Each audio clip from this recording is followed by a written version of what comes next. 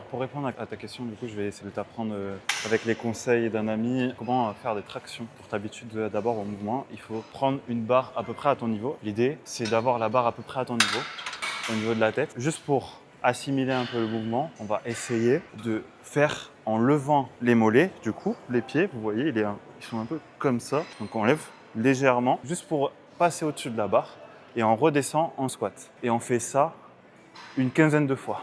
Une fois qu'on arrive à 15, on passe à l'étape suivante. Traction australienne. On va refaire la même chose, sauf que progressivement, on va descendre la barre et se pencher petit à petit. Et le but, c'est de descendre le plus possible et de faire comme si on voulait faire une traction, du coup, comme ça. J'essaie d'en faire 15, si vous avez les 15. Ensuite, 15 fois.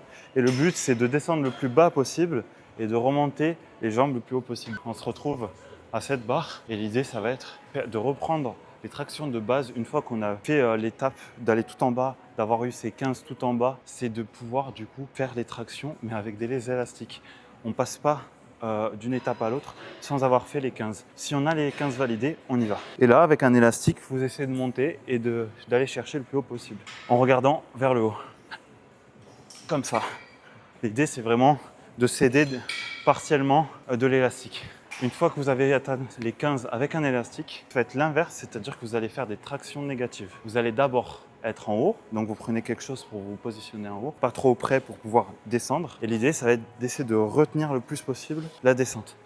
Donc, on est en haut et on retient le plus possible. Et on fait ça une quinzaine de fois. Putain, tu m'as perdu. Une fois que vous avez les tractions négatives, donc 15 fois, vous passez à cette étape-là, qui va être de reprendre un élastique, mais cette fois-ci, d'aller faire une amplitude complète. Donc vraiment d'aller chercher jusqu'en bas et de remonter jusqu'en haut complètement. Plus de triche. Essayez de vous aider le moins possible de l'élastique. Mettez-en un s'il le faut. Aidez-vous qu'à moitié de lui. L'idée, c'est vraiment d'essayer de s'autonomiser. Voilà, c'est à peu près tout pour les tractions du coup. Vous n'oubliez pas l'idée de chaque étape, 15 reps, et on passe à la suivante que quand on a passé les 15.